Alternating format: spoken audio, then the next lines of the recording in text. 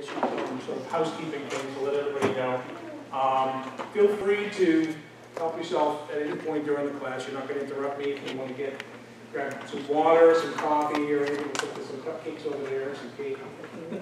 But help yourself to that at any point during the class. And also, for those that don't know, because I know we have some folks that don't attend church and you may not know, the bathrooms essentially are right behind this wall. So you go right out this door, up to your right, and the men's and ladies' room is right over there. So if you need to take care of that, you can do that at any point during the class as well. So,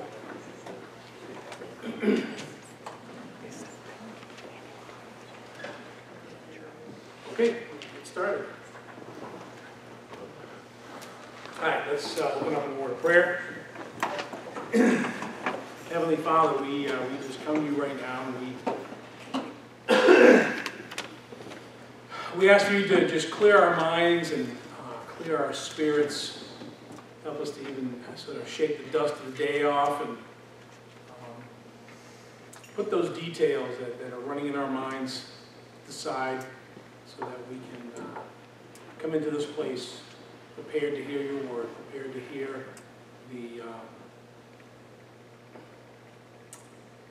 the amazing marvelousness of and accuracy of these revelations that you gave your servant Daniel.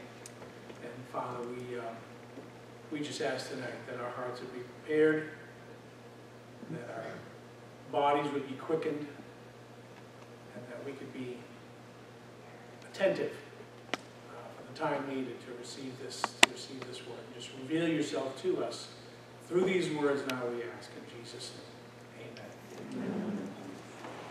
Amen. Okay, so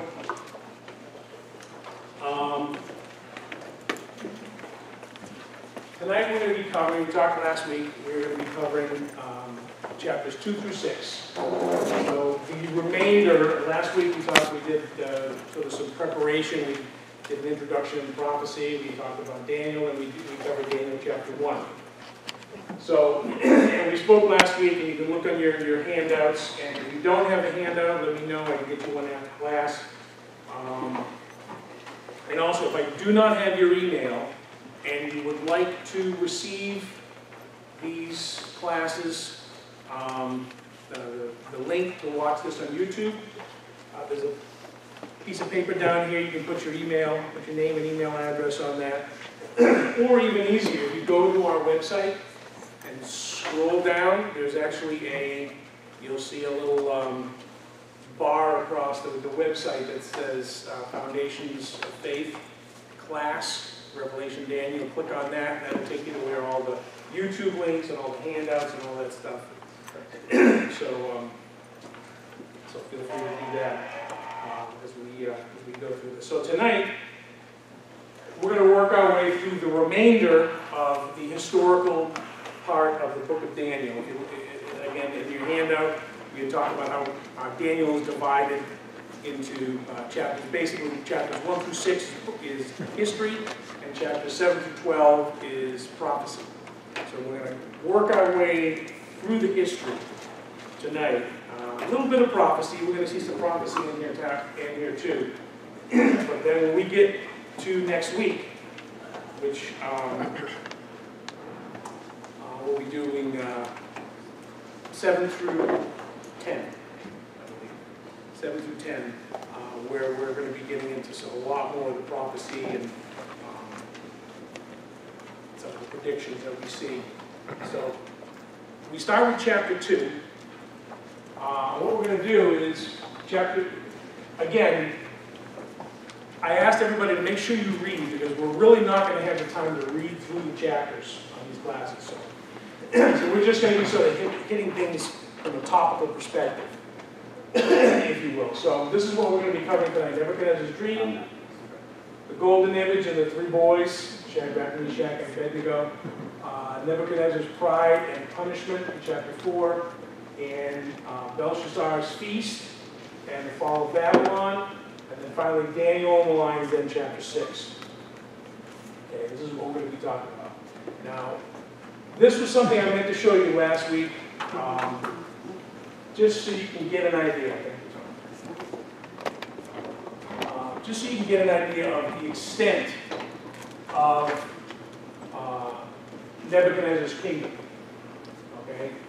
The Babylonian kingdom had stretched all this striped area here. And even at some point, even reaching down into Egypt, and we can see the green area here, a little bit of a different zoom in, zoom out a little bit, to get an idea of the size of the empire as far as he had reached. And this is, you know, part of why when we get into his Nebuchadnezzar's pride, why he was so lifted up with himself because of what he had achieved. So we get into chapter 2, and one of the things I just quickly want to talk about, because we're going to get into it as we start working our way through the prophecy, is two differing views that, in my opinion, gets addressed in this image that Nebuchadnezzar sees. The two views are premillennialism and amillennialism, or postmillennialism. The idea behind these two things is premillennialism says that there is going to be a literal 1,000-year reign, and that Jesus is going to return before that 1,000-year reign. The return of Christ, the second advent, is going to come, and that second advent is going to usher in the millennial, or the 1,000-year reign of Christ, the kingdom of Christ. That's premillennialism. Amillennialism, or postmillennialism, which is essentially the same thing, just emphasis on a different thing, is that we are living in the millennial reign. The 1,000-year reign is not a literal 1,000-year reign, that the millennial reign of Christ represents the church age. And that we are essentially going to usher in Christ by winning the entire world to Christ. And that's the view, that eventually, that's where you might see a lot of ministries that are very, very heavy into politics for the purpose of trying to change the world. And I'm all for the world coming to Christ. But I'm of the opinion that we're headed in the other direction. And that it's going to get worse before his return. I'm hoping we get one last revival, one last hurrah, one last push to win people to Christ. But I believe that we are not going to usher in Christ, other than that we are going to win as many people to Christ as possible until the last person that will receive Christ receives Christ, and then he'll come. But we are not going to usher in the kingdom by winning everybody to Christ, and now the kingdom is ready for his return. That's essentially why it's amillennialism, because they don't really believe that it's a 1,000-year reign. And then it's called postmillennial because the idea is that once we sort of achieve this kingdom, then he comes. So we're going to sort of, and you know, we're going to get into pre-trib, post-trib at another time. But I addressed this tonight because we're going to get into it when we start talking about this this vision, this dream that Nebuchadnezzar has.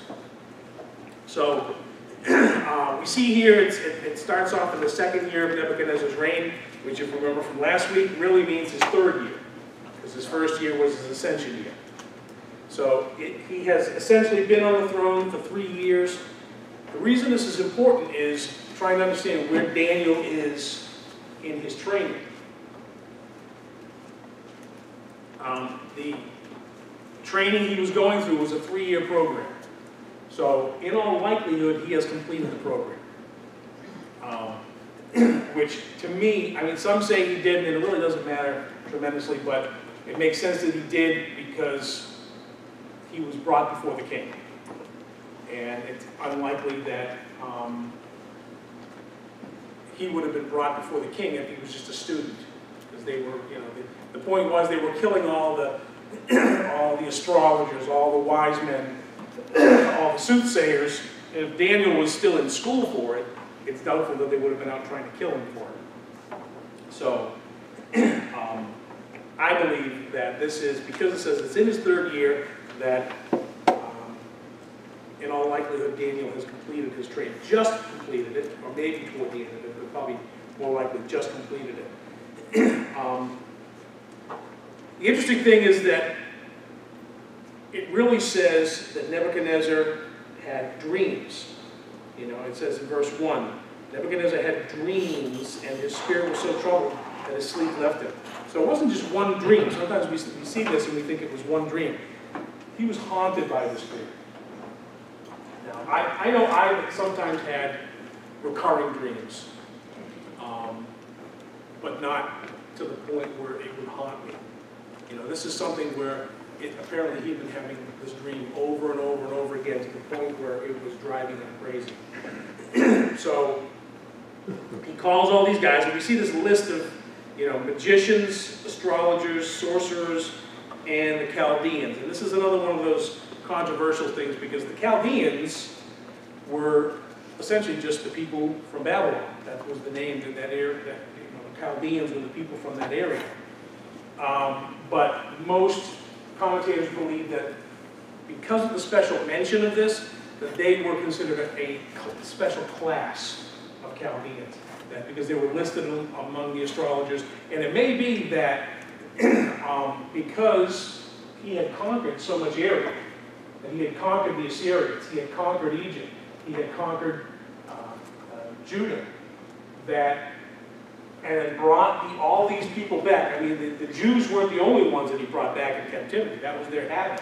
That was their way of destabilizing the area. They would conquer a kingdom, and they would bring the people back.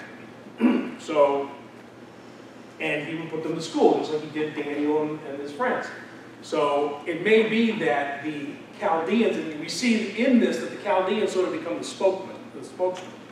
That the Chaldeans were the actual ethnic Babylonians that he had sort of overseeing this group of soothsayers.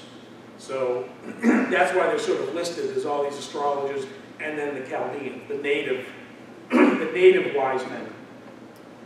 And so they sort of come and they're talking to the king. And if you have a King James, if you have a New King James,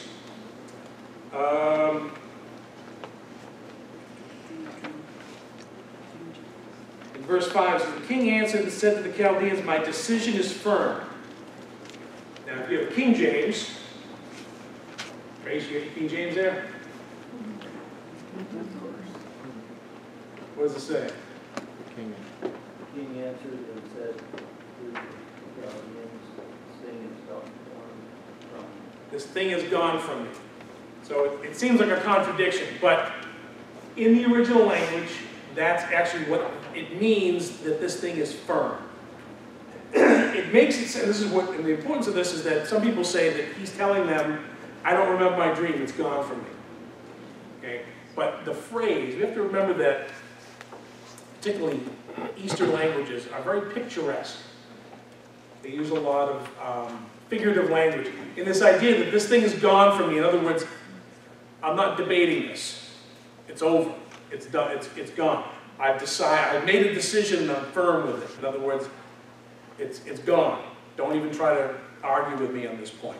So that's sort of what the phrase means, and that's why later it gets translated in this way, that this thing is certain. This thing is, my decision is firm. And he tells them, and he makes this unreasonable request, what apparently is appears to be an unreasonable request, because they tell him, they come and say, "Okay, fine, you want to tell us your dream, and we'll tell you what it means." And he says, "No, now first you have to tell me the dream."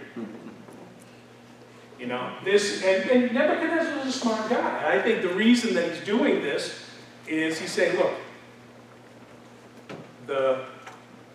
you can tell me anything. You can just come up to, you know, say, okay, oh, we have the interpretation. You are a great king, and you shall live forever," you know, and we'll get a pat on the back, and it'll all be over. But but he's serious about this. He doesn't want fluff. He doesn't want some fake,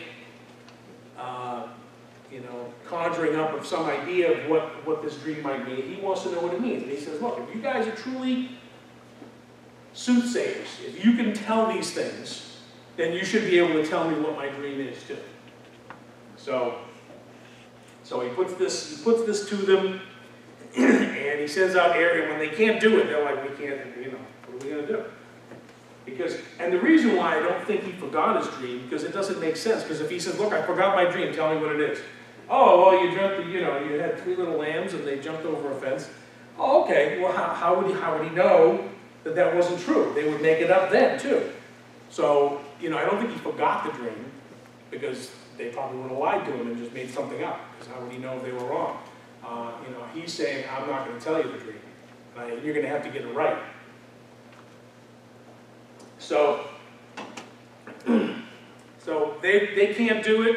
He's frustrated with them. He's had it. This is how much this dream is driving him crazy. He needs to know what this means, and he is so frustrated with them that he sends out an executioner to start killing them.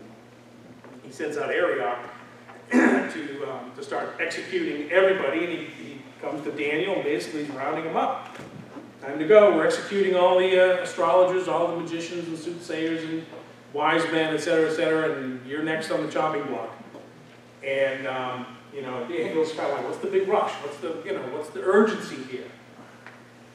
And I think it's interesting that Arioch goes back to the king and says, hey, look who I found.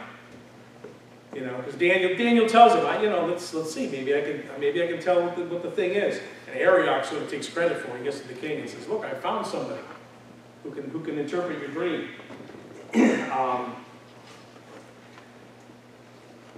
So Daniel, and this is important when we consider the grand scheme and all these things in the history, because we're going to kind of go through this history pretty quickly tonight. And the point of all this history is not the events that happen, and they're interesting, but the point is how they affect how we look at God. Okay, and each one of these things that we're going to look at tonight, remember what the theme of Daniel is the sovereignty of God. God rules the earth. And so God is going to be revealing himself in all these different ways as we go through these events in history. So Daniel says, the king says, okay, you're going to tell me? And Daniel says, give me some time. And it's interesting that as mad as he was willing to give Daniel some time. Daniel says, just give me a little bit of time. He gets with his friends, and what do? They pray, right? They get together and pray. And they pray together. Corporate prayer, right? And it says that he received a night vision. Now, we don't know, this is probably not a dream, because it's not afraid to say dream. Daniel wasn't afraid to say that Nebuchadnezzar had a dream. Why does he differentiate between a dream and a night vision? So this is apparently just at some point in the night, God gave Daniel the vision of what the dream was. And I think the response is interesting because Daniel gets this revelation from God, and he basically sings a song in verse 20.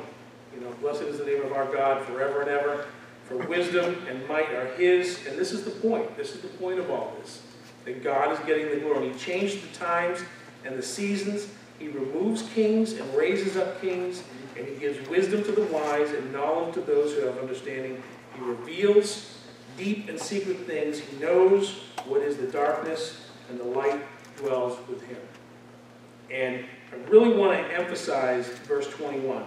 He changes the times and the seasons. He removes kings and raises up kings, and he gives wisdom to the wise and knowledge to those who have understanding. God is in charge. And, one of the things that's happening here, this is early on, again, it's really in the second year or the third chronological year of Nebuchadnezzar's reign. So it's early in his reign, and he's trying to give Nebuchadnezzar a lesson. Elsewhere in the scripture, God refers to Nebuchadnezzar as his servant, and that he used Nebuchadnezzar to bring Israel into captivity. And he was a tool of God. And we're going to see through this process that Nebuchadnezzar goes through in these next few chapters, God proving to Nebuchadnezzar that Don't ever forget, you're just my tool. You might think you're something special, but you are only my tool. So Daniel gives a hymn or a song, if you will, or a prayer, a praise, that God not only has knowledge, but he has the power to do what he wills. That God is not just revealing this thing. It's not just, oh, God knows, King, you know, God knew what your dream was. No, it's not just that God knew what the dream was. God is going to put all things in order according to his will. So, Daniel kind of takes command. He jumps in, takes control of the situation. And the point again is that to reveal that Daniel's God is far superior to all the other gods he talks about. Look, this is something that your other soothsayers and councils couldn't see. Because their God is not God. Right? So then he talks about the latter days. Now, it can be confusing for us because when we think of the latter days, we may think of like what it says in Timothy about in the latter days, in the final days. And this is not necessarily saying that it's going that all this is going to take place in the latter days. He's just saying this is going to be the consummation of things. This is how things are going to progress from here on out, is what he's saying. So he's sort of giving this introduction of what this dream is about. And interesting, he tells Nebuchadnezzar, God chose you for this dream. God chose to give you this dream. This is not something that you just a dream, because you know, sometimes there is sort of a philosophy out there that, oh, I had a dream. Oh, let me interpret your dream for you. I'll tell you what your dream was and what it means. And, you know, Daniel is saying, no, this isn't just some dream you had, and I'm just going to give you the meaning of it. I'm going to tell you the significance or whatever the psychological background of it is. God gave you this dream for a reason. God chose you. Again, you're a tool in God's hand. And God chose to give you this dream. So now he goes on to the dream and he starts describing this guy, basically. Okay? And you know, many of us here in this room are probably familiar with this story and what these things represent. We're going to go through them. This is what he sees. He sees an image. He just calls it an image, but clearly it's an image of some kind of a human image, because he talks about a head and arms and shoulders and a belly and legs and thighs and feet and things like that. So clearly it's some, obviously we don't know if it'll look like this, but this is just to give us an idea of the kind of structure that we see. So, head of gold, arms and shoulders of silver, belly and thighs of bronze, legs of iron, right? And then feet of mixture of iron, partly clay, sort of a mixture of the two. Some significant things we see. Okay? The metals that these things represent, that these things are made, that this image is made of, represent kingdoms or empires. Okay? And it starts with the most precious metal, gold. Okay? At least of that day. So the metals go from, as far as preciousness, they go from greater to lesser. But from hardness, they go from lesser to greater. Iron is much harder than gold. Gold is actually very soft, especially if you get like 24 karat gold. If you've had like a 24 karat gold ring, you've got to be careful, because you can bend that thing if you push too hard on it. Gold is actually not that hard a metal. Iron is very hard. So in each of these things, silver is harder, bronze is harder than silver. Bronze, some people say brass, some people say bronze. It doesn't really matter. I mean, in those days, if you I don't know if there's any metallurgists in here, essentially brass and bronze and I think even pewter are basically a mixture of copper, zinc, and tin. Depending on how much copper and how much zinc and how much tin you have, it determines whether it's brass or bronze or pewter. And so in these days, bronze and brass are pretty much the same thing. It's just one has a little more copper, one has a little more zinc, et cetera, et cetera. So, but again, they get stronger as they move down, but they get lighter as they move down.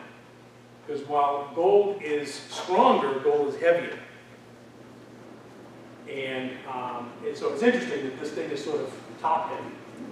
It's very, very heavy at the top, and at the bottom is really it's iron and clay, so it's very light.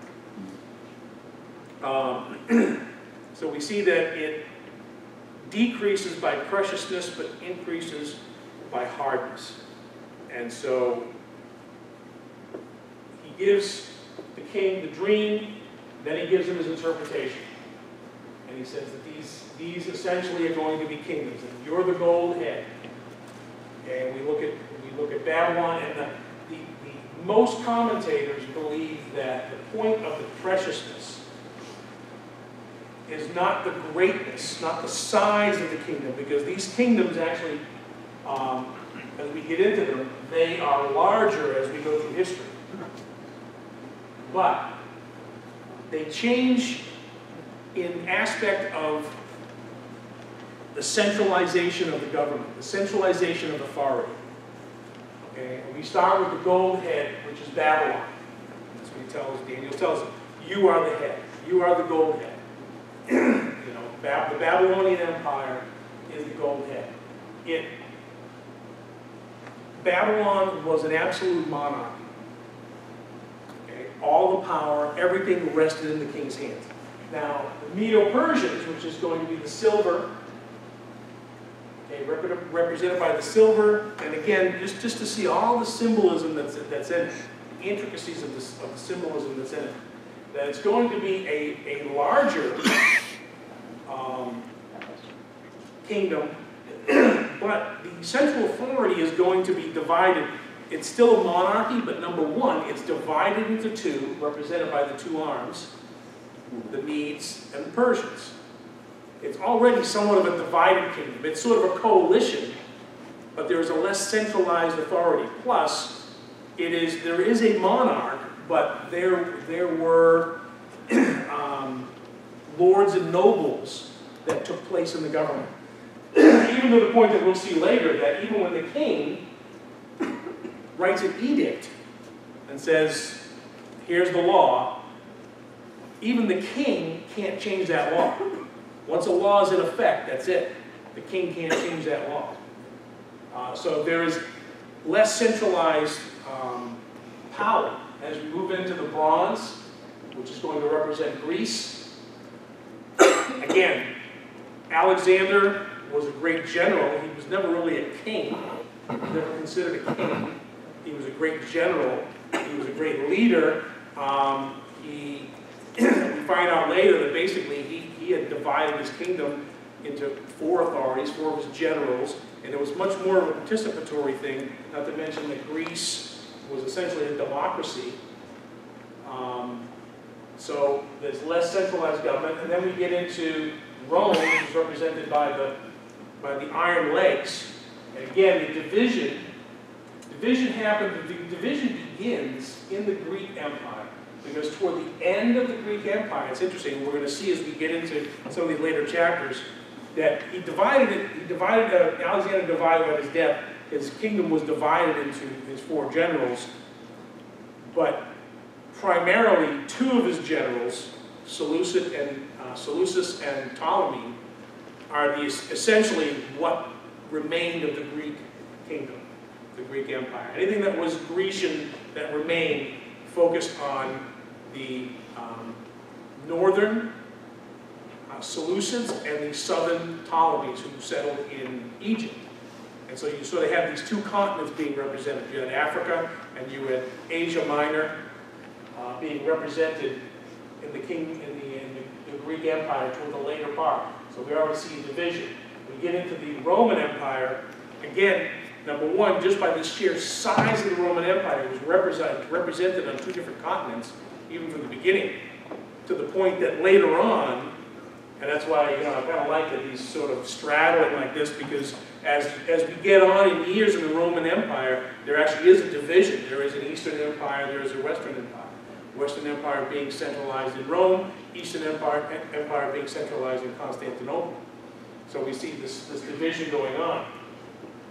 But also with regard to the power, the centralization of power in Rome, Rome was essentially at least in its beginnings, was a republic. They had an emperor who wasn't even an emperor in the beginning, he was a proconsul. And there was a senate.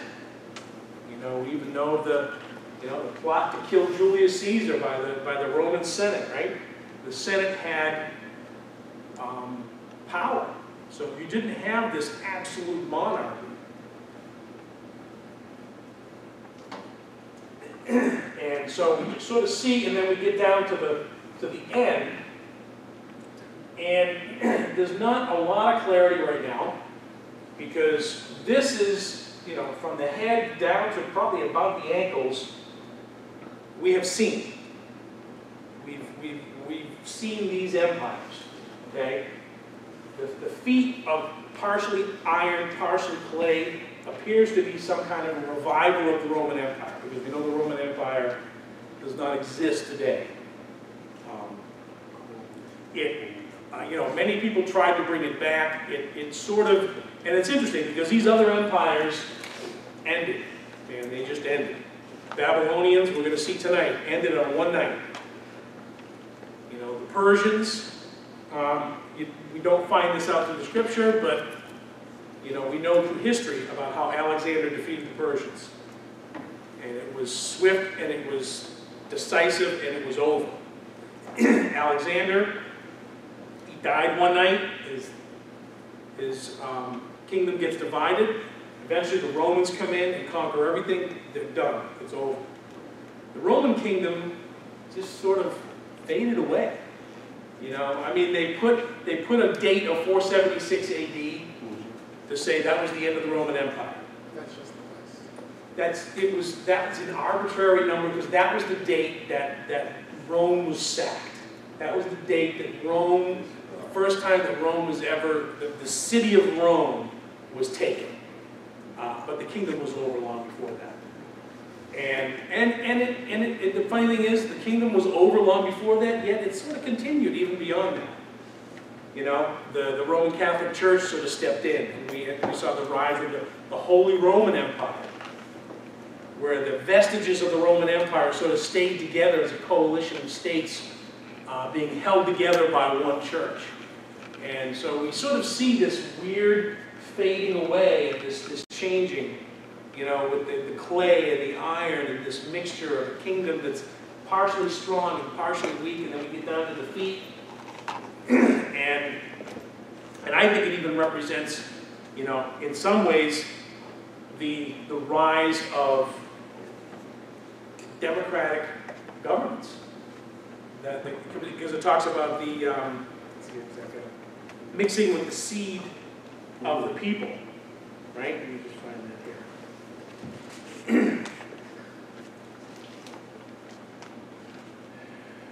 That's 43. Yeah, 40. So the iron mixed with ceramic clay, they will mingle with the seed of men, but they would not adhere to one another, just as iron does not mix with clay. That, sort of the rise, particularly with the birth of America, but really originating even in England with the Magna Carta and the rise of Parliament and the control that the Parliament began to have over the monarchy, and sort of this rise of democracy, of the people being in charge of things. And while, that is certainly the most favorable of governments that we want, but it's not necessarily the most effective government. In all honesty, the most effective government you can have is a benevolent dictatorship. Understand the word benevolent dictatorship.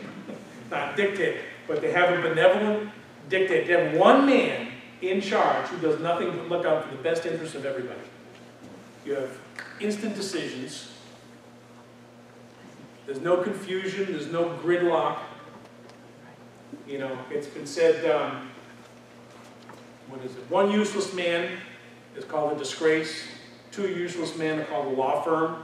And 3 or more are called Congress. Right? I mean, if there's a more frustrating thing than Congress, I don't know what it is. Right? It's really, in a lot of ways, it's a very ineffective way to get things done. In the long run, it's the best way because there's less abuse, there's less authority in one sinful man. The problem with dictatorships is, power corrupts and absolute power corrupts absolute. So that's why we're going to see in the kingdom to come, in the millennial reign, is actually going to be a benevolent dictatorship. It's going to be the best form of government that can be. One person, completely in charge, absolute power, but always looking out for the best interests of the people. So, that's why we sort of see the weakening. There is a strength, there is a benefit to sort of having this centralized power, but ultimately it gets corrupted. But we sort of see this progression of this authority sort of beginning to fan out until it begins to mix with the seed of men. And then as we get down into the feet and the toes, we're going to see later, we're not going to talk about it tonight because he doesn't really talk about it in this vision. He doesn't really get into it. We're going to see later when, next week when we talk about the 4 beasts, and Daniel starts talking about the 10 horns, and the similarity of the 10 horns with the 10 toes, and what role they play in the end of time. So we sort of, have this idea that this all represents history, and then as we get down into the sort of the later parts, that this is going to represent the future. Now, bearing in mind, this is a perfect example of this that we talked about last week. He's going to see certain things, and some things he's not going to see. All right? He's going to see, he's not going to see the valley of the church. That's why we don't really know. I mean, between the feet and the toes, there's no clarity as to what's going on. I don't necessarily prophetically agree with it, but food for thought that when NATO was formed, it was formed with 13 nations, only 10 of which were willing to go to war. And then all countries descended from the original Roman Empire on their own because we're from England, really, for the most part, which was a Roman controlled country. So it's just interesting to hear that. Well, there's a lot of roots. There's NATO, there's the common market. Now we're looking at the European Union. So many people thought that the European Union was going to be, but what is it, 26 countries now, I think, in the European Union? Well, 26 and falling, right? I mean, England's out, and who's to say who else is going to be out? I think Germany's probably going to be out. So when it gets down to 10, we're... Yeah, I know. Who knows? But that's just it. Who knows? I think it's interesting that the most economically strong countries in the European Union are going, wait a minute, we're carrying the weight of this thing, and we're having to shell out everything for everybody else to get their own dose of socialism. I've heard before it said it was the Roman Catholic Church. Have you heard that? I've heard that. Vatican City. Yeah. That. I've heard that. I think that, when we get into it, Rome itself plays a part. I think when we get into Revelation, we're going to talk about, it talks about that city that sits on 7 hills. It seems to refer to Rome. I think the Roman Catholic Church probably plays a large role in the end times.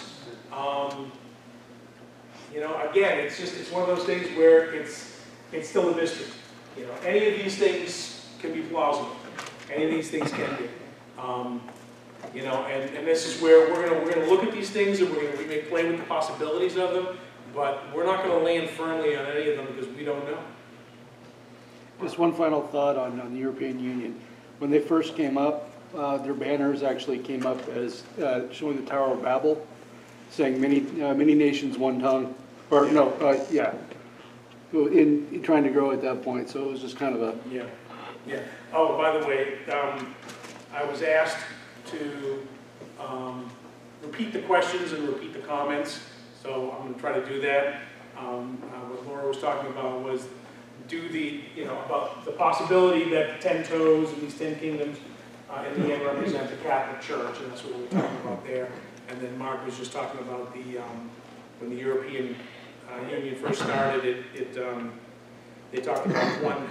Say it again. the Tower of Babel. Was their symbol. They had a symbol of the Tower of Babel. One nation, or one union, many tongues. One union, many tongues. So,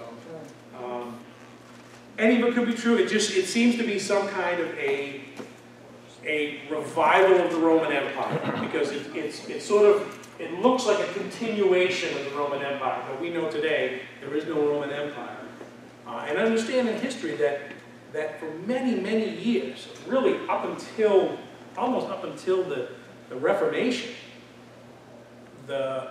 Europe was still a sort of a collection of commonwealths. They were not the national, ethnic states that they are today. They were still during the time of Martin Luther. The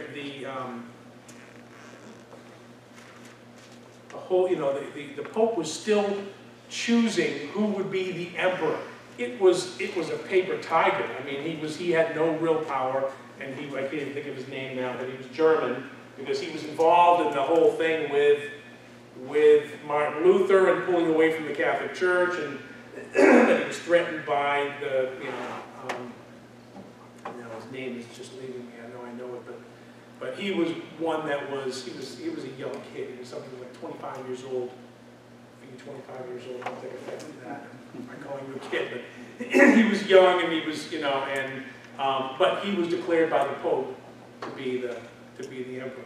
Well, and even the reformers, all their language referred to the Pope as having the spirit of the Antichrist. Yeah. Like they were very, they didn't make, especially Martin Luther. Yeah. Did not mix words about that. He was very aggressive. Yeah, they get pretty angry. Yeah, Corey was just saying how the reformers took a lot of exception to the Pope and referring to him as the spirit of the Antichrist.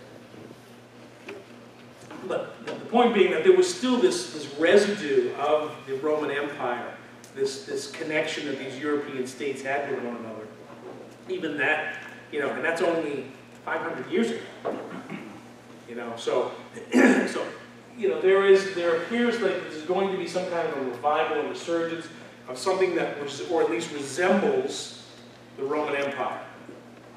So this is sort of what we're looking forward to. The last thing we see in this dream, and this is just another, we'll look at this one a little later when we get into the 4 beasts too, just to see, we've got a timeline up here, and then we also just have some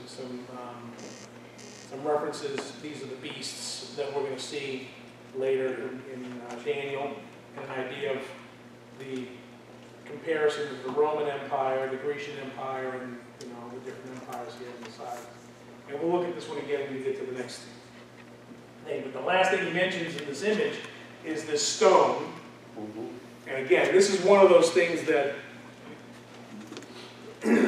even as a young Christian, when I first read this, he says, a stone cut without hands. My heart just said, oh, that's the Lord, that's Jesus. Jesus is referred to as a rock, a rock of offense, a stone of stumbling. That, it refers to that rock that followed them in the desert. That rock was Jesus. So, there's so much reference to Jesus being a rock that it's pretty clear that this rock, not made with hands, cut out from a mountain, but not cut out with hands, lands, comes down and crushes it so that all of this is gone. Every bit of it is gone. Well, that would be the second coming then? That would be the second coming. All right, that would be what. And this is where we get into sort of the amillennial, premillennial issue. because we don't see, we sort of see that crumbling, and then the rock comes, crushes everything, and then ushers in the new kingdom, the fifth kingdom that he talks about. We don't see in this description here, we don't see that fifth kingdom being ushered in until after the rock hits. So it seems to favor a premillennial view, that the rock comes, the return of Christ, wipes out all of the kingdoms so that the earthly kingdoms are gone. There's no vestiges of the Roman Empire, the Babylonian Empire, while we're in the millennial reign. It is going to be reigning from Jerusalem. And this is a very important point that we get into with this, is that this is the age of the Gentiles. That's the whole point. God gave Israel that land. And while he knew what they were going to do, the plan was, or the intention was, that, okay, I am going to rule the earth from this place on the earth. You are going to be my kingdom. That's what Israel means. Israel means ruled by God, governed by God. So the plan was, this is going to be my home base. God says, this is going to be my home base, and the world is going to be ruled from this place on earth by a Jewish reign, if you will.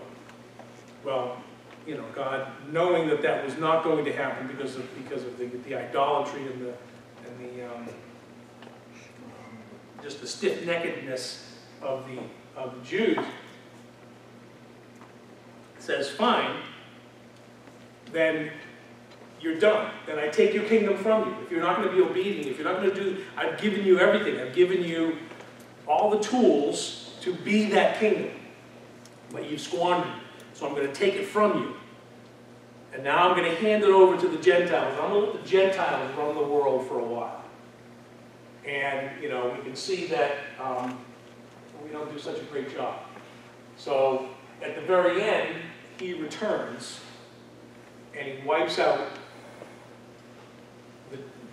all the kingdoms of the Gentiles, all the different locations that the world has been ruled from, and he's going to set up a kingdom again where he first intended to, in Israel, from Jerusalem, and reign for 1,000 years. So, that's the idea of this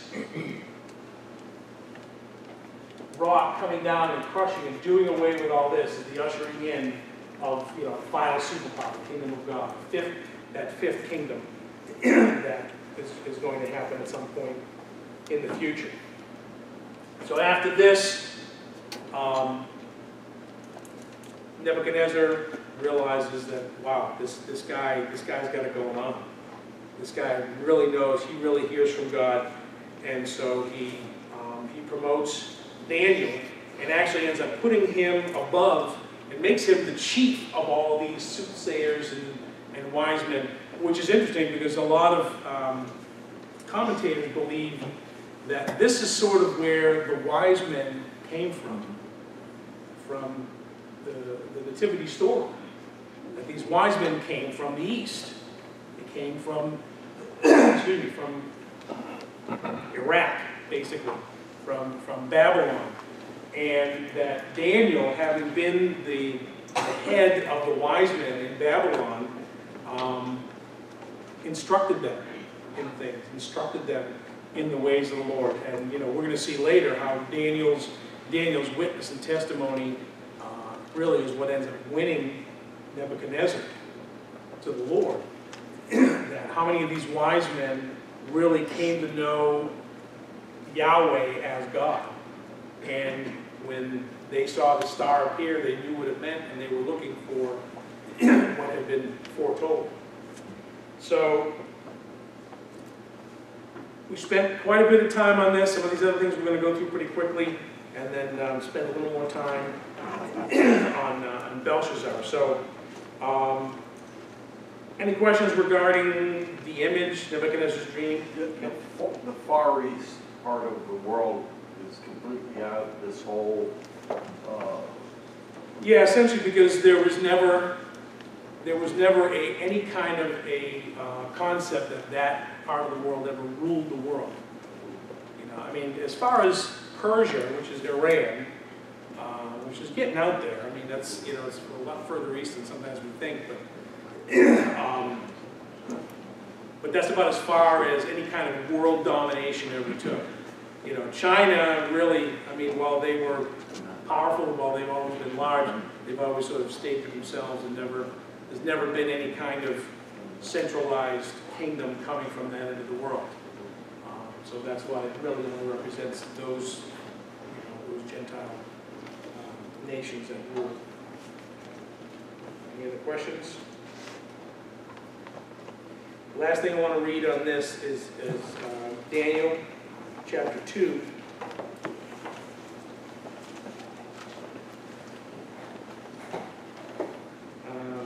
Just as a reminder of the point of all this, again, starting in verse 20, Daniel answered and said, "Blessed is the name of God forever and ever, for wisdom and might are his, and he changes times and the seasons.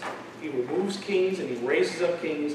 He gives wisdom to the wise and knowledge to those who have understanding.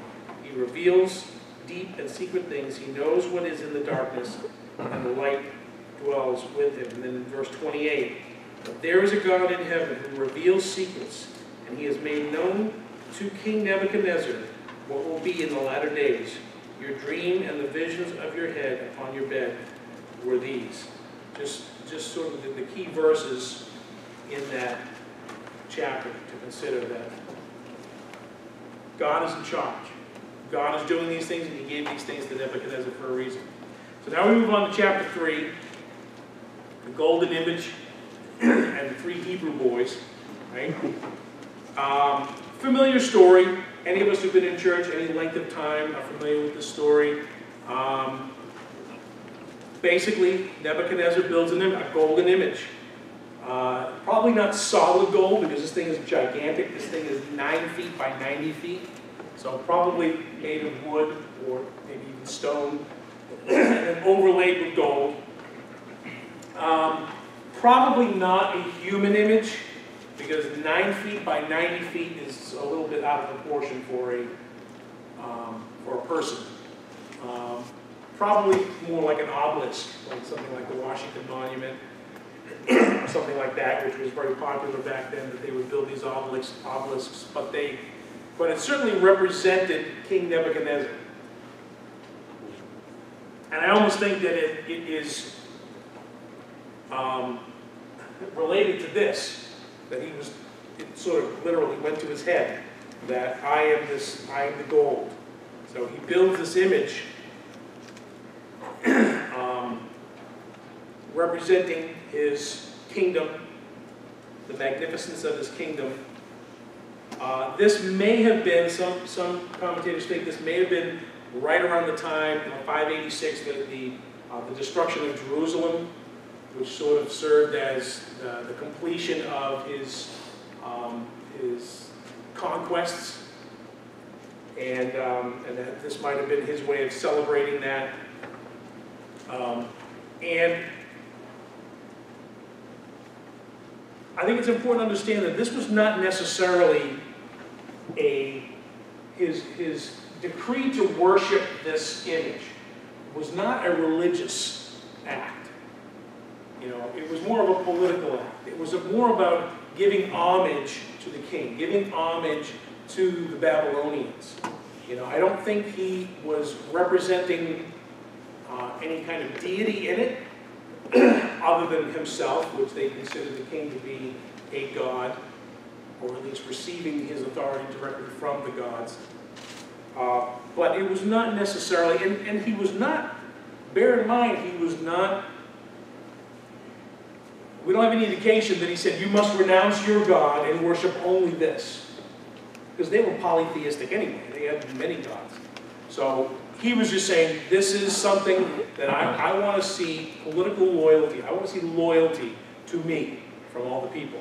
So it wasn't necessarily a religious act of bowing down to it, but it was still bowing down and worshiping an idol.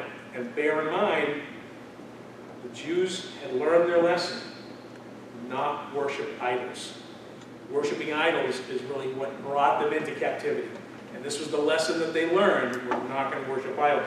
And so we see these three Hebrew boys, Shadrach, Meshach, and Abednego, refusing to bow down. And again, this was looked at more as treason than heresy. And that's why I say, you know, it was less religious. Not that it was any less, not that it was any less severe, but it was more an act of treason.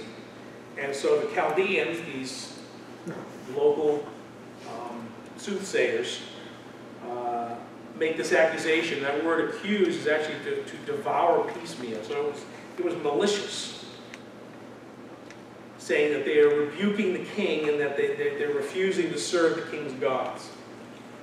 So Nebuchadnezzar is angry, but it's interesting that even in his anger, he gives them a second chance.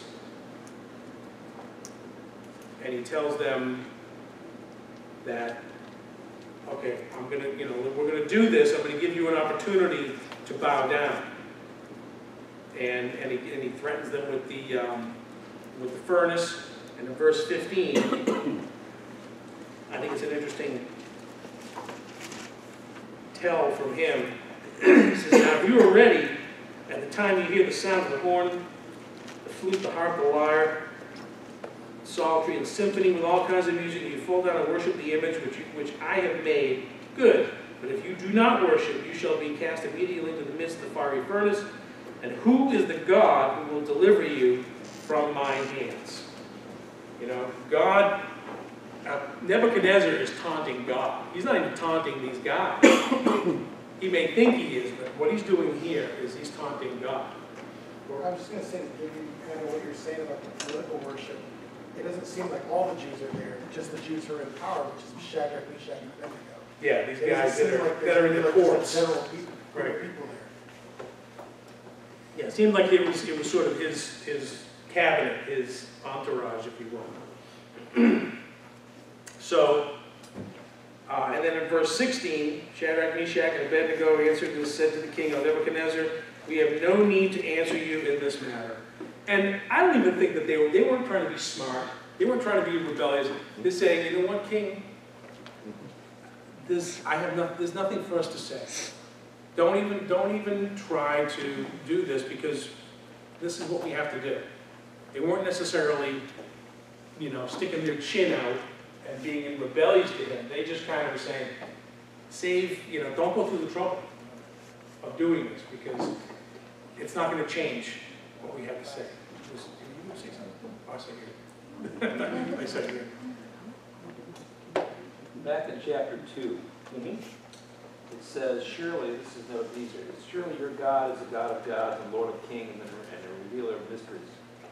And then in 3, he turns around and makes his image.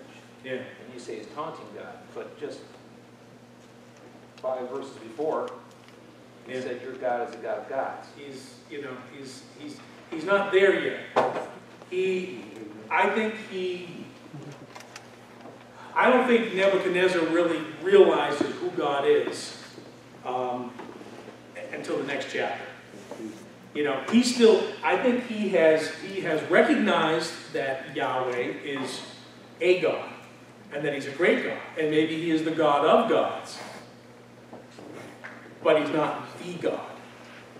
You know, and he's saying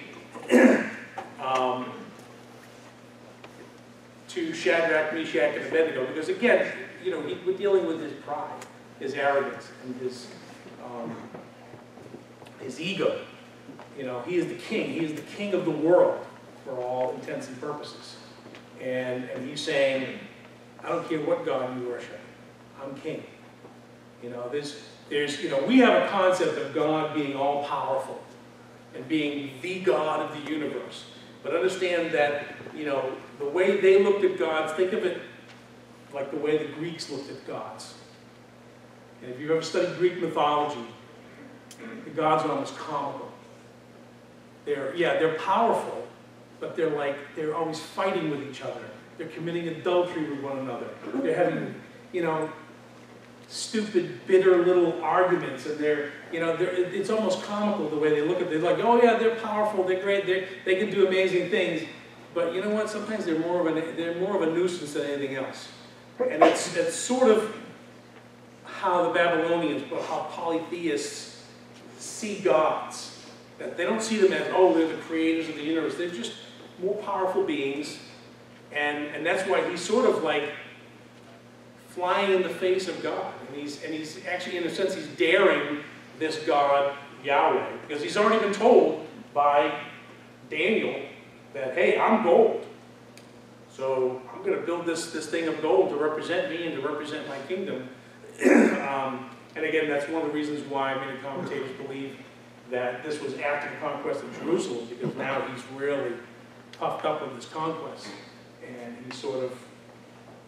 he's just throwing it out there. And he's, in addition to that, because this is not the time span between chapters 2 and chapter 3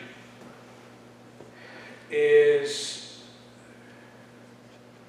probably in the area of 20 years, well, probably not 20 years, probably only 15 years. So it's not like it's the next thing that happened. It's, years have gone by and he's sort of forgotten, what he said about, or how impressed he was at the prophecy of Daniel. And that's why he's saying, who and what God is going to rescue you. Scott?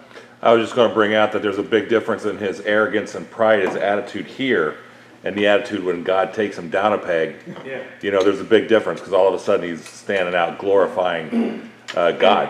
And the thing is that we still see it's sort of frustrating. It's sort of mind-boggling as to why he keeps doing this.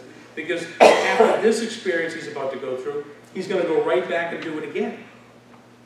And say how great I am and how amazing I am and how, and even after Daniel tells him, look, I don't want to tell you this, what this dream is all about, but it's not good. And it would be great if you would just turn to God and believe and your righteousness could save you, is basically what he tells him. And Nebuchadnezzar's like, okay, hey, thanks for that, okay. Now, aren't I amazing? It's something about the pride and the arrogance in man that goes beyond explanation. So, we know the story. They say, it's one of my favorite lines in the Bible because they say this. They say, look, our God is able to save us. Throw us into the fire. Throw us into the furnace. We have no problem with that because we know that our God is more than capable to save us from the furnace. But even if he doesn't, they say, even if he doesn't, know this, that we will not bow before him. And part of this is God working on Nebuchadnezzar, wearing him down, wearing down his ego, wearing down his pride, trying to bring Nebuchadnezzar into submission to him.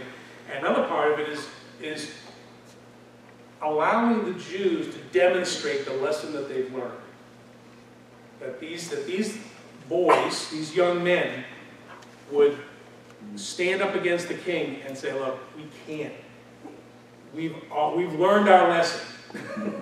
Our people used to worship idols, and that's why we're here. And we're not going to do that again. And when you kill us, then you kill us. But we can't do it. We've learned our lesson. So it was an opportunity for the Jews to sort of express that repentance that took place in their heart. The questions people have been asking for centuries.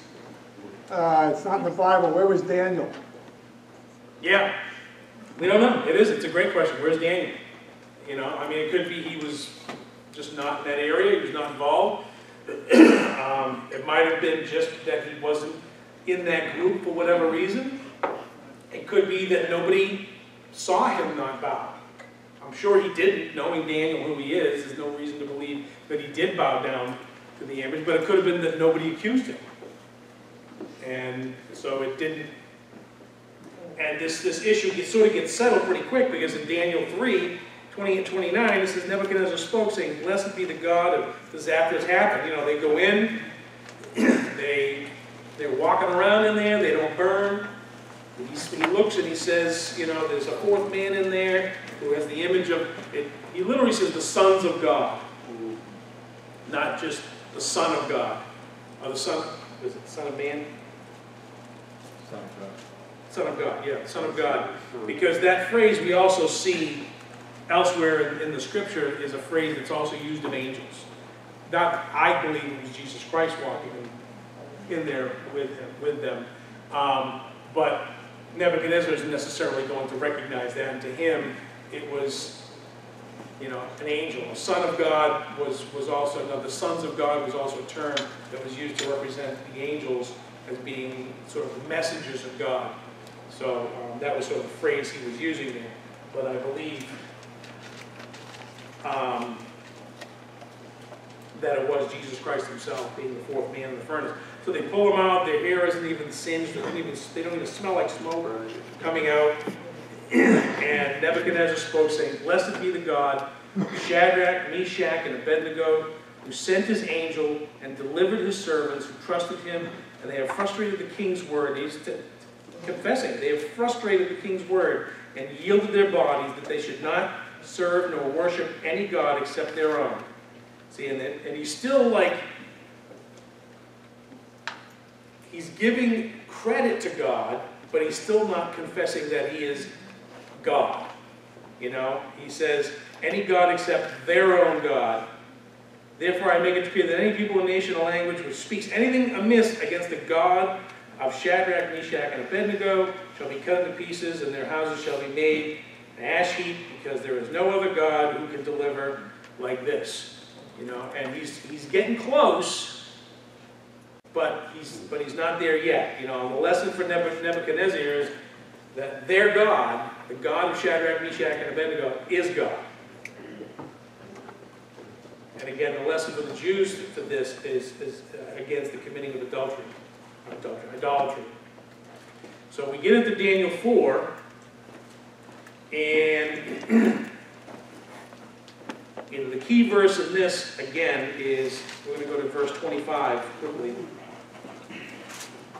They shall drive you from men, and your dwelling shall be with the beasts of the field, and they shall make you eat grass like oxen. They shall wet you with the dew of heaven, and 7 times shall pass over you, till you know that the Most High rules in the kingdom of men, and gives it to whomever he chooses.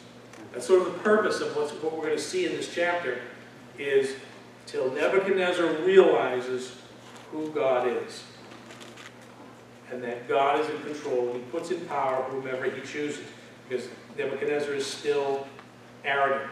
Now, the unusual thing about this chapter is this chapter is written by Nebuchadnezzar. He writes this. Now, he may not personally write it. He probably has a scribe. He's probably dictating it. The scribe may have even been Daniel. Daniel may have been writing it down, you know, after the fact. You know, sometimes we think that these guys are writing this as it's happening, you know, because as this is happening, Daniel doesn't seem to be around, and then finally Daniel shows up. But bear in mind, this was written long after the events happened, so it might have been that Nebuchadnezzar wrote this and Daniel was his scribe. So he's flourishing in his palace, and here he goes again. His ego is taking over. He's flourishing in his palace, and he has his dream of this tree. And again, you know, if he doesn't understand this dream, I don't know, you know, I don't know who doesn't. You know, this is pretty clear, especially after he's had a dream like this. That, okay, I see this tree, and the tree is huge, and it's growing, and all the creatures are living under its shadow, and all this, and, you know, clearly, it's talking about him. You know, God is speaking to him again. God has really got this, God's got a real, you can talk about the hound of heaven. God is really going after Nebuchadnezzar. He's giving him these dreams and giving him these visions and revelations to understand what his plan is, and that he's in control. So he's got this tree, it's flourishing, it's everywhere, and all the creatures are in it. It's his kingdom, right? So he talks about this watcher. which is probably an angel. It's a term that is used in the Babylonian worship system, that, again, because they look at these gods as sort of, just superhuman, and that they are watchers. It's like a council of gods, like the Greeks, and that they're just watchers over the people.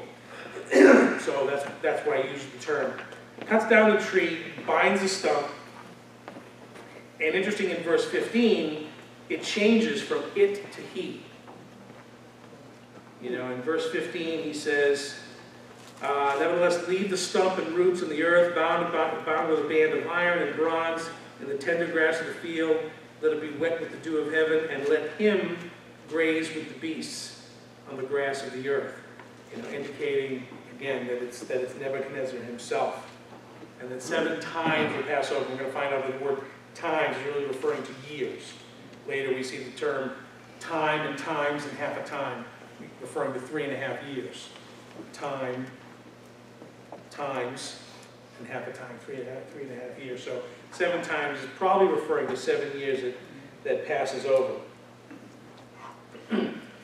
Again, in verse 17, in order that the living may know that the Most High rules in the kingdom of men, gives it to whomever he will, and sets over it the lowest of men. Daniel's speaking to Nebuchadnezzar here, and he says, break off your sins, in verse 27, by being righteous. And he's not talking about just doing good deeds. It's not a works program. He's talking about righteousness, receiving the righteousness of God. Break off your sins by being righteousness, and your iniquities by showing mercy to the poor. Perhaps there may be a lengthening of your prosperity. Bear in mind that, remember, when Nebuchadnezzar conquered Jerusalem, he hauled out Zedekiah the king. He hauled out his sons. He killed his sons, Zedekiah's sons, in front of Zedekiah, and then gouged out Zedekiah's eyes. So the last memory that Zedekiah could have in his mind, the last vision he could remember, is that of his own sons being killed. Nebuchadnezzar is a pretty brutal, cruel guy. This is happening after that event. And again, this is God dealing with him and trying to change him. So, again, the prophecy is this. Daniel comes to him and says, this is what's going to happen. You're going to become a beast. But the binding of the tree represents you. It's going to be cut down. You're going to be removed from power, but it's going to be bound, which is sort of a sign of preservation. It's not going to be gone. The stump is going to remain. And that eventually you're going to be restored. But for a time, you're going to be like a beast in the field. And so this thing happens. After 12 months, again, he's walking around and he's saying, look at everything that I have, look at my kingdom, look at my palace, aren't I amazing? And while the words are in his mouth, it says he falls to the ground. And he spends 7 years in this condition. Interesting thing is, in the historical documents, there is no reference to this happening. But by the same token, there is no reference. There's a period of time when there is no reference to Nebuchadnezzar whatsoever. There are records that show certain edicts and decisions that he made, and there's a period of time where it seems like everything goes silent. There are no decisions made, there are no laws being passed, there are no edicts being passed down for a period of time. And then it starts up again. So it's interesting to see some of these things sort of coming together, that while in history there may not be solid proof, but there's evidence to things that Daniel is talking about here that he couldn't just make up. So the point is here that Nebuchadnezzar had forgotten that everything that he had was given to him by God, that he was God's servant, and that he had forgotten that the kingdom, the beauty, and the Hanging Gardens of Babylon was one of the 7 wonders. I mean, this was a beautiful thing, And so this was a reminder to him. This was a way of letting him know that he was in control. So he had this thing, sometimes it's called boanthropy. There is another thing that was called insania, which I'm sure is an old phrase, zoanthropica. So there are certain mental conditions. There's documentation of people thinking that they are beasts. And apparently something like this, was a supernatural thing with Nebuchadnezzar, but this is essentially what happened to him.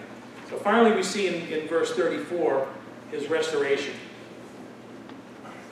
And this sounds like restoration. This sounds like a man who has had a come to Jesus moment. At the end of the time, Nebuchadnezzar, I lifted up my eyes to heaven, and my understanding was returned to me, and I blessed the Most High, and praised and honored him who lives forever. For his dominion is an everlasting dominion, and his kingdom is from generation to generation. All the inhabitants of the earth are reputed as nothing. He does according to his will in the army of heaven, and among the inhabitants of the earth, no one can restrain his hand or say to him, what have you done? And so, and in verse 37, now I, Nebuchadnezzar, praise and extol and honor the King of heaven, the King of heaven, not Daniel's God, the King of heaven, all of whose works are truth and his ways justice, and those who walk in pride he is able to put down. So, I believe we're going to see Nebuchadnezzar in heaven. I mean, this is a guy who has been changed. So again, the point being that God raises men up and he puts them down. Don't ever forget, if you're one of those guys, this is the lesson he's trying to teach Nebuchadnezzar. If you find yourself being one of those guys that the Most High God has raised up, don't forget that he's the one that raised you up. That God is in control. And it's also a promise to the Jews, again, as we keep going, that he has not forgotten them. So we move on to chapter 5. We're going to try to get through this quickly. I apologize for getting late here, but we're going to... Belshazzar and the fall of Babylon, chapter 5. Okay, let's see if...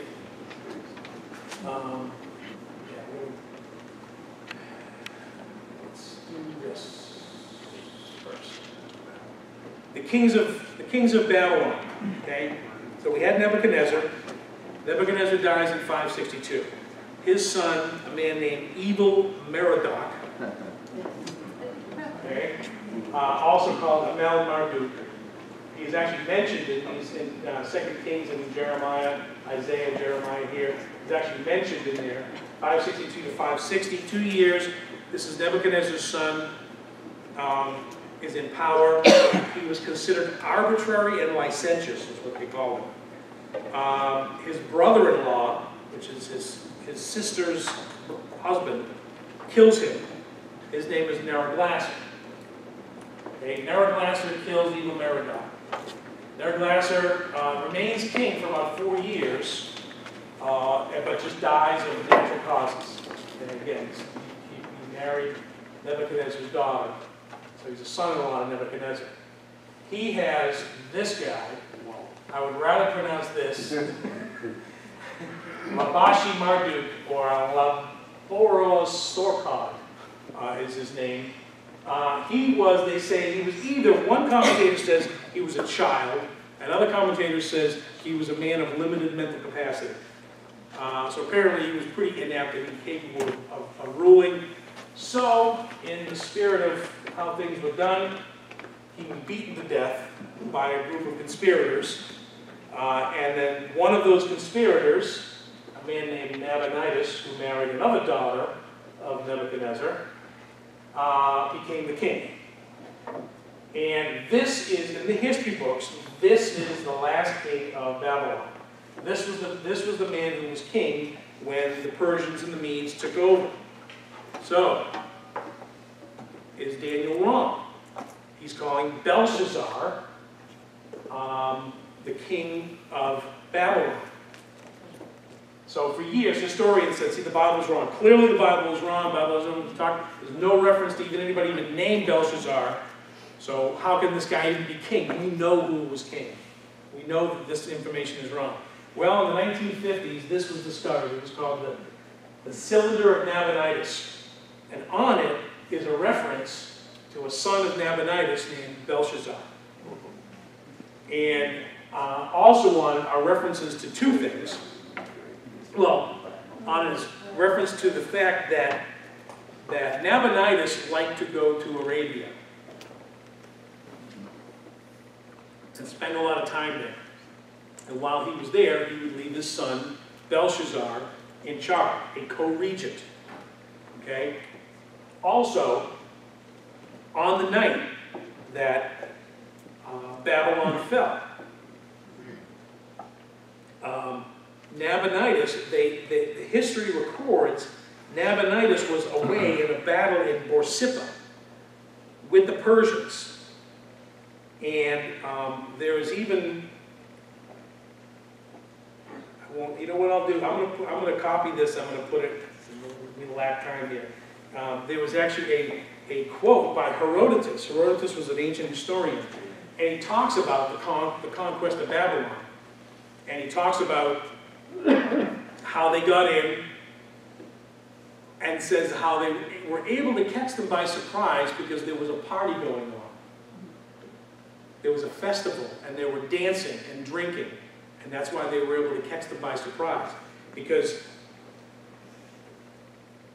the Medes and the Persians had already essentially, at this point, defeated Babylon. The only thing that hadn't fallen was the city of Babylon. And so Belshazzar, who was the co-regent, was in the city of Babylon, pretty confident, thinking, nobody's going to get in here. We're fortified. We've got walls that are 90 feet high, 20 feet thick. We've got towers on those walls that are even higher than that. There's no way to get into this building, into this city. So he was pretty confident, and sort of in a smug way, decided to throw a party to celebrate this. So he's in the middle of this celebration, decides, and again, taunting God, not even knowing it because he didn't learn the lesson of his father, and this is an important point, he is the grandson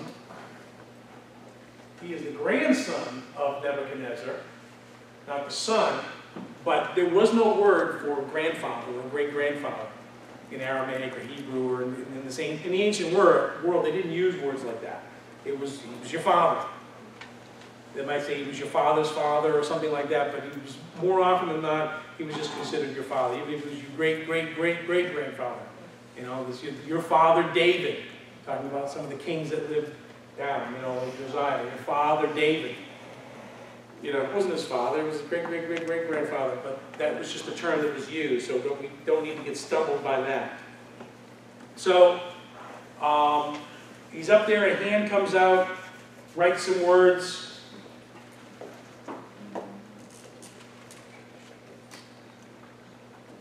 Right? Basically, this is what he sees, although it will be written from this way to that way. And it probably wouldn't even have any vowels in it.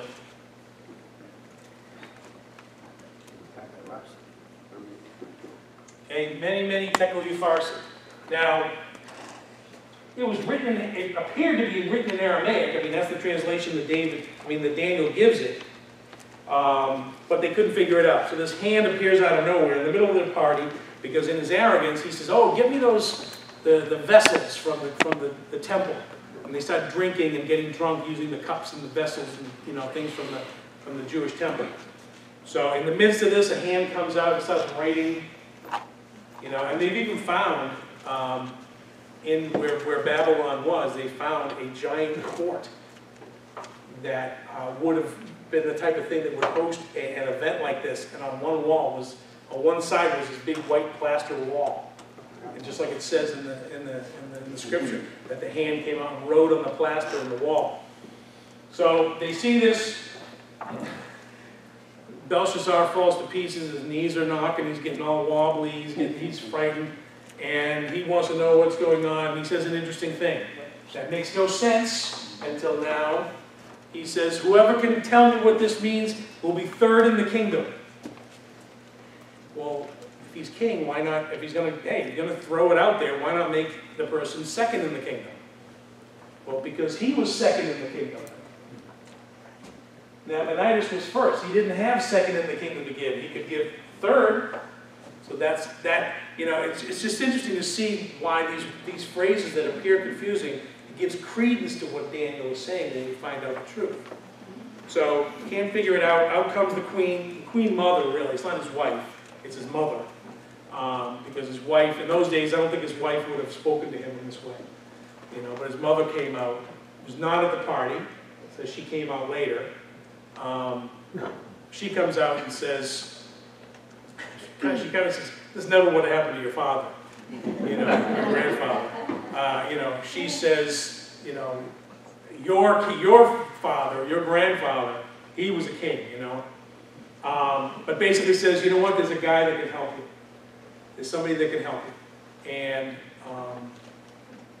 calls in Daniel. Daniel comes in, says, hey, Belshazzar, so I'm going to give you, I'll make you third in the kingdom, I'm going to give you everything. Daniel says, keep your stuff. I don't need your stuff.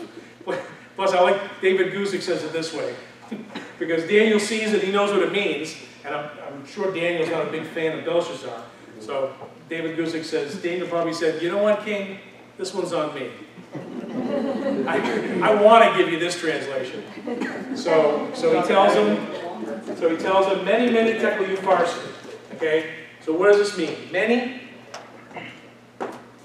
And this is, again, this is a, it's better than speculation. It's not for sure, but this is what a lot of scholars have put together as to how this, because Daniel tells you what it means. He says, many, many tekel upharsin. Many means you have, that God has counted you, you've been weighed and found wanting, and your kingdom is going to be divided and given to the Persians. Right? So that's the translation. Okay? The exact translation of what this is, many, which comes from the word mina, which was a kind of money, a coin, right? That you counted. It was a word that meant to count. It was like counting money, right? Tekel, they believe, actually comes from shekel, which was another form of money, which was a weight of money. So it was a shekel of something, so it had to do with weight. Upharsin, you kind of means and. And farsin is just a derivation of the word Perez, which is an interesting play on words because it means three things. It means half a mina. A half a mina is a Perez. So Perez has come to mean divided because you cut a mina in half and you get a Perez. Okay, so that Perez means divided, but it's also the Aramaic word for the Persians. So there's like this play on words going on here that Daniel is saying. And all it says is counting, weighed, divided. Counting, weighed, and divided. It's really literally what it says. So they probably understood the words, but they saw counting, weighed, and divided. What does that mean? It's like a riddle. But Daniel understood the riddle. Daniel understood what the full meaning of it was and gave it to Belshazzar. And it says, on that night, the city fell. Cyrus couldn't get in. Cyrus, the Persian, conquered, we know by history. And I'll put this thing on the website so you can read it because he talks about what happened. It's basically, he said, I can't get into the city, I can't enter the city. But the river Euphrates runs right through the city, under the city walls and right through the city. So and there seems to be some reference to the queen having done this in the past. For some reason, this is what Herodotus talks about. They diverted the water of the Euphrates to fill a lake. At some point, the queen wanted a lake. So they diverted the waters of the Euphrates to fill a lake. And it gave him the idea, we could do the same thing. Let's divert the water of the Euphrates back into this lake. And then the water will lower under the city. It says to about the height of a man's thigh. so that it could be, the term he uses, so that it could be forded, which means to crossed over or crossed into. And so they basically, they let the water lower down so they could walk down, and now this basically is just a wet walkway to crawl under the city, and they came up in the city, and there were walls around the river going through the city, but they came up where the river used to be, on the dry riverbed or the wet riverbed, but nobody even noticed that they came in because there was a party going on. And again, this is by Herodotus, you know, a secular historian who researched it and found out that when the Persians came in, that there was a party going on and nobody knew that they came in. That's how they were able to conquer the city. So, but yeah, I'll copy that and put it on the thing. And then the last thing in chapter 5, and Darius the Mede received the kingdom being about 62 years old. And that brings us into chapter 6, and this is going to go pretty quick. We know the story well. One of the important points is this idea of Darius the Mede. Who is Darius the Mede? There seems to be no secular historical records of anybody named Darius the Mede. That we know that by history that Cyrus was the one that conquered the city, and that he had put his son, his name is escaping me right now, in charge of Babylon. Because bear in mind, Cyrus didn't rule his empire from Babylon, he ruled his empire from Susa in Iran, in Persia. So Babylon was no longer the center of the empire. It was a big city, it was an important city, and he put his son in charge of it. But, in all likelihood, he may have put, since it was a collaboration between the Medes and the Persians, that he may have taken the leader of the Medes and put him in charge of the second city for a time to get things in order for his son. You know, Darius was relatively, in these days, a relatively older man. You know, people didn't live that long. Daniel was old. Daniel was in his 80s at this point, which was considered ancient. But this guy was 62. Not usually when somebody starts taking over a kingdom. So, more than likely, Darius was a leader of the Medes who was given charge of the city for a time. And it seems to be because it starts right off in chapter 6 saying he's putting things in order. It pleased Darius to set over the kingdom 120 satraps, to be over the whole kingdom. And he starts talking about the governors, the satraps, and he's sort of organizing things. He's putting together his administration to get the city in order. And there is a record of a man named Gubaru, who was this man who had set things in order before the king's son took it over. And it might have been his name. Darius is a name that means the one who holds the scepter. So it might have been a title. Darius might have been just a title that was given to him, and that his real name was Gubaru. So anyway, he's setting things in order, and it says how he found favor with Daniel. Daniel had an excellent spirit, rose to preeminence, and like any good movie, this story is filled with intrigue and jealousy and egotism and conspiracy and hungry lions and violence. So these officials, these other officials that basically got passed by, I mean, Darius looks at Daniel and says, this is my guy, I want this guy to be my right-hand man. This guy's got a great attitude, he's got a great spirit. He's going to be my right-hand man. Well, these other guys is like, you know, so we're chopped liver. You know, and they're jealous. They don't like that Daniel has passed over them. So they decide to dig up dirt. Well, they can't dig up dirt. You know, and we see this in any political arena. You're always going to start digging. You can dig and dig and dig, and even if there's nothing there, you're just going to keep digging, right? So they keep digging, they don't find anything, and they finally realize, well, there's one thing we know about Daniel. If we're going to get anything, if we're going to track him anything, it's going to be with something to do with his God. Because that's the one thing that he is immovable about. You know, it's like your strengths are your weaknesses. So they knew that was his strength. So what they actually did is they went after Darius' weaknesses. They went after his ego. and said, oh, you know what we should do? You know, now that you're in charge here, you're getting things in order, we should be worshiping you. We should be praying to you. And there shouldn't be any prayer allowed unless it's directed to you.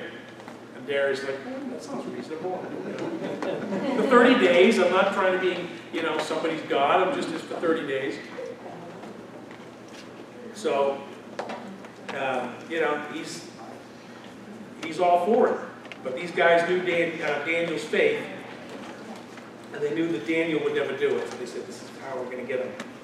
So, right? So Daniel, and here's the thing, Daniel doesn't he's not flaunting it. It talks about how he opened his windows. The way the houses were built back then, there was a wall around it. It wasn't like Daniel was because it says Daniel knew. Daniel knew about this order, this edict.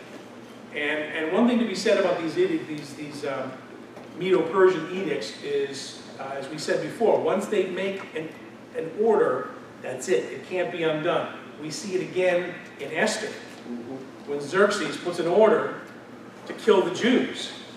And he says, I can't undo it. I'm sorry, but I can't undo it.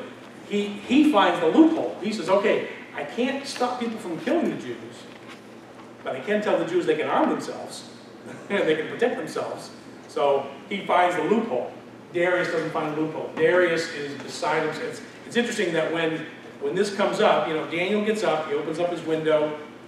It was a trap. They waited for him. They knew he would, because it says, as was his habit. Daniel wasn't doing anything special. He wasn't flaunting. He wasn't being arrogant. It was his habit. So he did what was always his habit. He opened up his windows. He faced Jerusalem. He prayed to God. They caught him. They went to Darius. They said, okay, we've got him. He did this thing. And you said, and it's you signed that edict, didn't you? Didn't you sign the edict? And it said Darius was upset with himself because he knew that he had been duped. And then it wasn't this that Daniel had been duped.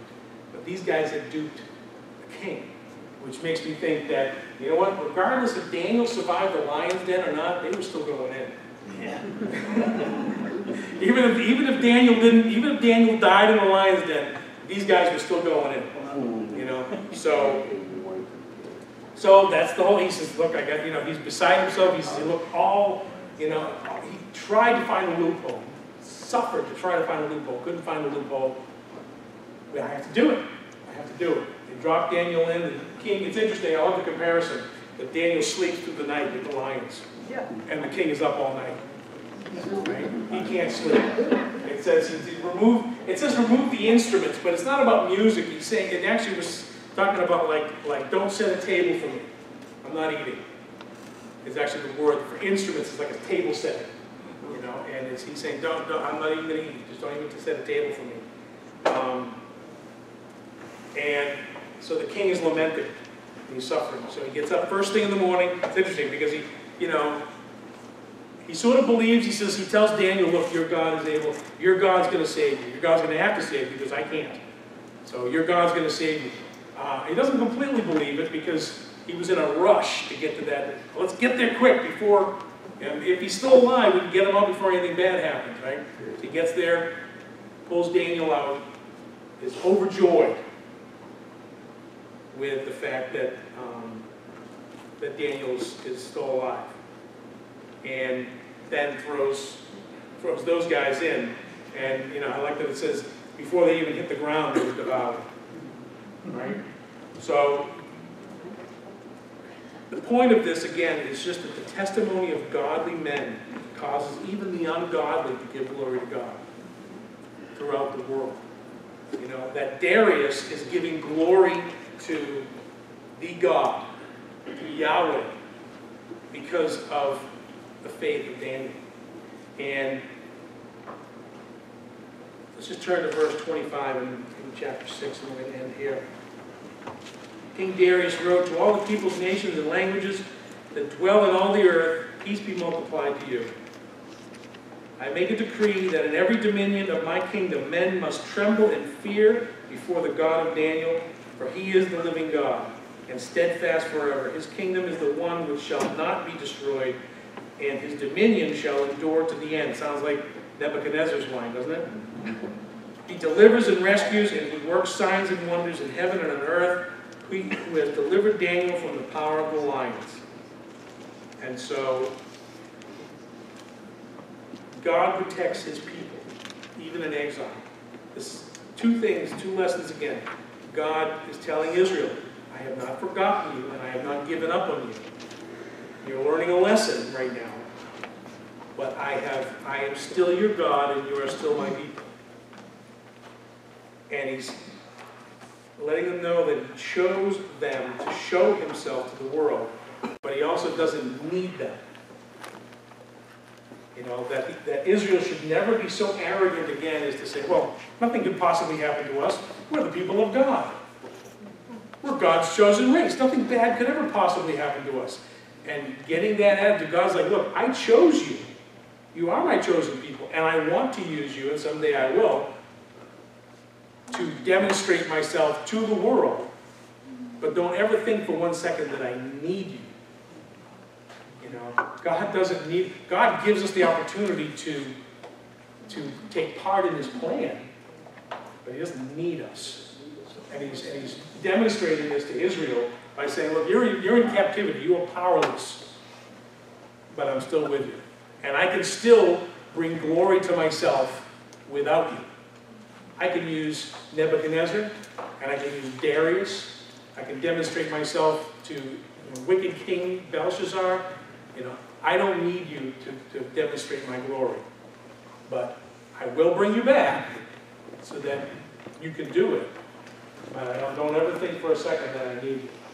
So these are, again, as we get into this, you know, bearing in mind, and we're going to be getting into some pretty heavy prophecy and some complicated stuff, bearing in mind that all of this is about God demonstrating that he is God and that he's in charge and that he is sovereign over all these things. Any questions? I promise I'm going to get you guys out of here in better time. We just have a lot of chapters to cover tonight. Questions? I thought we were talking about earlier Nebuchadnezzar and then like with Darius there, their reference to the God of Daniel, or like your God, like feels very like in Acts with the 7 sons of Sceva. Come to excommunicate the demons. I know Paul, I know Jesus, I don't know. They recognize the power. They said the God of Paul. They didn't Right. say their God. Right. And I think it's the difference between knowing of God and knowing God. Yeah, exactly. Yeah. It's not just, I recognize that this guy's got power, it's that he is him. Right. All right, let's pray. Father, thank you again for your word, for the amazing truth that we find in it, and just how you have revealed yourself through the ages, and how you use men. You raise up kings and you put them down. And we are tools in your hand. And what a privilege it is to be a tool in your hand. Help us to never forget that that's all we are. And we thank you again for that privilege. And bless us now as we go. In Jesus' name, amen.